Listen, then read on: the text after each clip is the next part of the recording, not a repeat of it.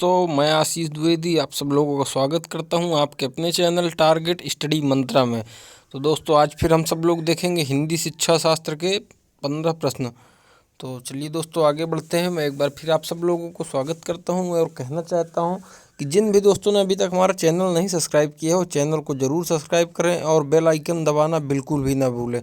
और दोस्तों आपको कोई सुझाव हो आपका तो कमेंट ज़रूर करें। वीडियो पसंद आए हमारा तो लाइक और शेयर ज़रूर करें दोस्तों। चलिए दोस्तों आगे बढ़ते हैं अपने प्रश्न की ओर। चलिए, सुनने और लिखने की कुशलता का आकलन का सबसे अच्छा तरीका है कविता सुनकर प्रश्नों के उत्तर लिखना, सुनी गई कहानी को अपने शब्दों में लिखना, या फिर सुनी गई कहानी को शब्दशः लिखना, या फिर कहानी सुनना और शब्दशः लिखना। तो ध्यान से पढ़िए दोस्तों, बहुत ही सरल प्रश्न है ये। तो क्या होगा? सुनने और लिखने की, देखिए, सुनने और लिखने की कुशलता का आकलन करने का सबसे अच्छा तरीका है क्या है?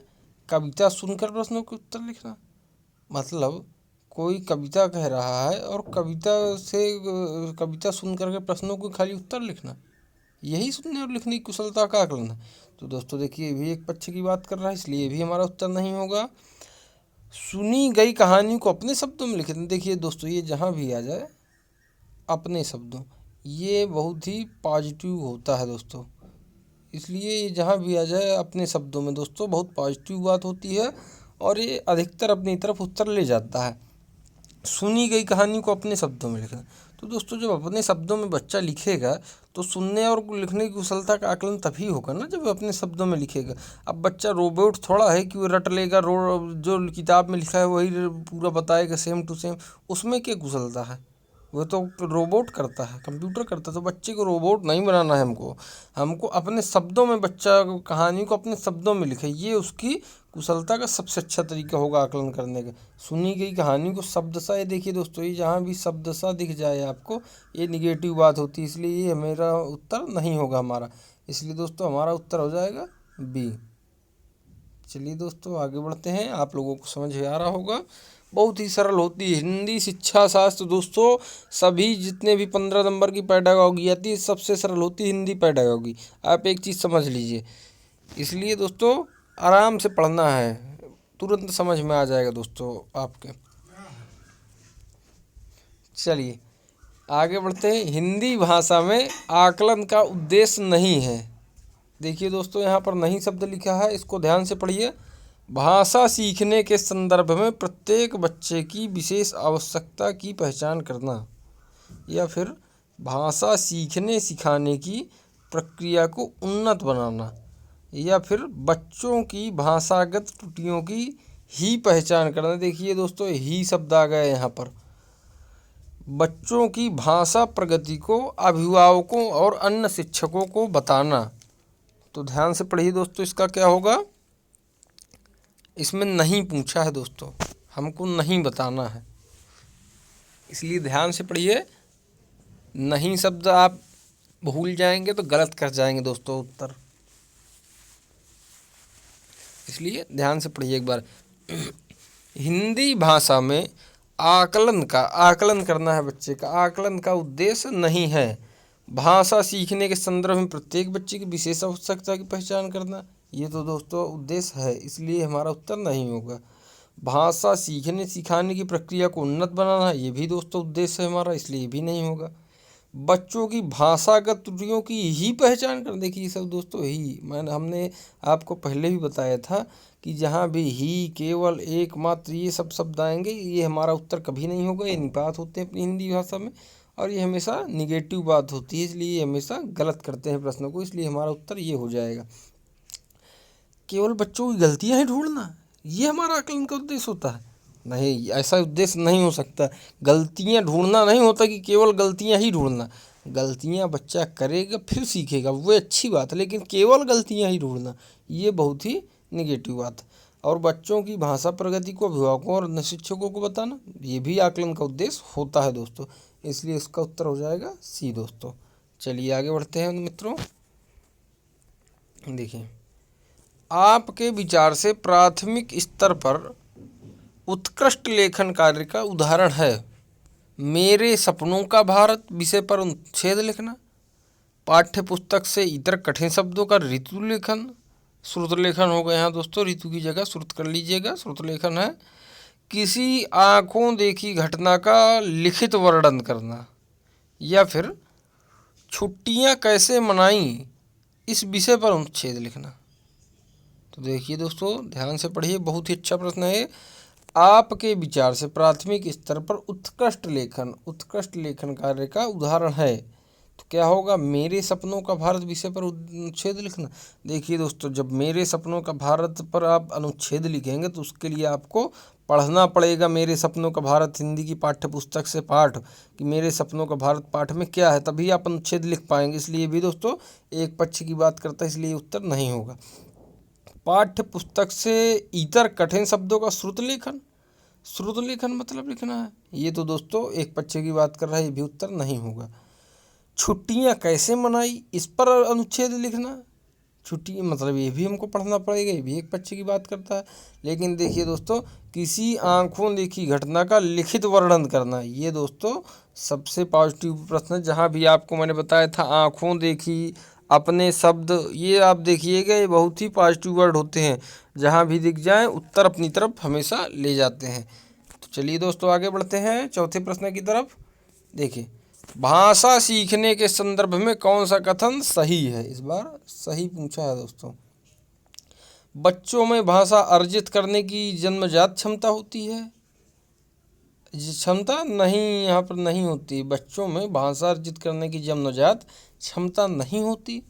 बच्चे विद्यालय आकर ही भाषा सीखते हैं। देखिए दोस्तों, ही।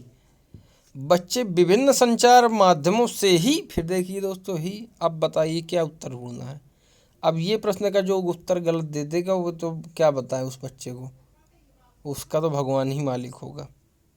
देखिए, भाषा सीखने के संदर्भ में कौन सा कथन सही है? तो बच्चों में भाषा अर्जित करने की जन्मजात क्षमता नहीं होती है, इसलिए हमारा उत्तर नहीं होगा दोस्तों।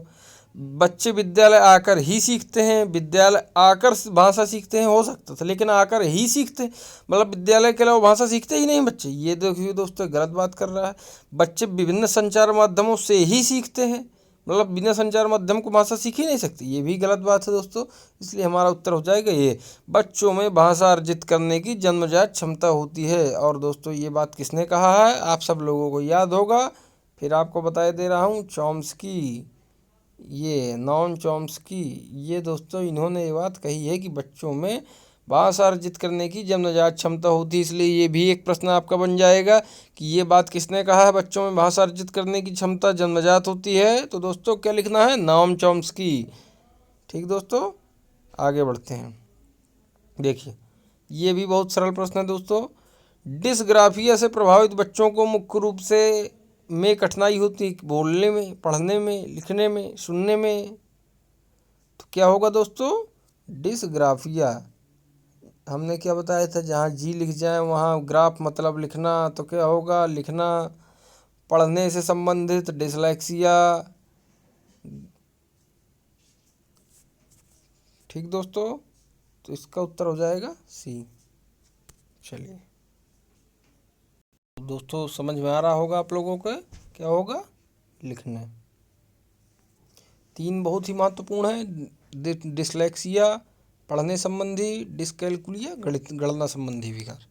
चलिए दोस्तों आगे बढ़ते हैं। चलिए दोस्तों आगे बढ़ते हैं प्रश्न 6वें की तरफ। प्राथमिक स्तर की हिंदी भाषा की पाठ्य पुस्तक में आप किसे सर्वाधिक महत्वपूर्ण मानते हैं? देखिए, सर्वाधिक महत्वपूर्ण मानते हैं। प्राथमिक स्तर की हिंदी भाषा की पाठ्य पुस्तक में आप किसे सर्वाधिक महत्वपूर्ण मानते हैं? नैतिक मूल्यों वाली कहानी कविताएं, या फिर बहुतायत में दिए गए अभ्यास कार्य, या फिर हिंदी भाषा को विविध रूप देने वाली संरचनाएं, या फिर बहुत प्रसिद्ध लेखकों की प्रसिद्ध रचनाएं। क्या होगा दोस्तों? देखिए, नैतिक मूल्यों वाली कहानी कविताएं, ये भी दोस्तों देखिए एक पक्ष की बात कर रहा है, नैतिक मूल्यों वाली कहानी कविताएं, इसलिए भी हमारा उत्तर नहीं होगा। बहुतायत में दिए गए अभ्यास कार्य, देखिए जहाँ अभ्यास दिख जाए वहाँ तो हमारा उत्तर होगा ही नहीं। हिंदी भाषा को विविध रूप देने वाली रचनाएं, हाँ ये बिल्कुल हमारा उत्तर हो सकता है। बहुत प्रसिद्ध लेखकों की प्रसिद्ध रचनाएं, ये भी दोस्तों एक पक्ष की बात कर रहा है, इसलिए ये भी उत्तर नहीं होगा, इसलिए हमारा उत्तर सी हो जाएगा छठवें का। चलिए दोस्तों आगे बढ़ते हैं। देखिए दोस्तों बहुत ही अच्छा प्रश्न आ गया। हर साल ये प्रश्न आता है सीटेट एमपी वर्ग 3 में। सीटेट में तो हर साल इसके एक या दो प्रश्न बहुभाषिकता से पक्का आते ही आते हैं दोस्तों। चलिए दोस्तों पढ़ते हैं।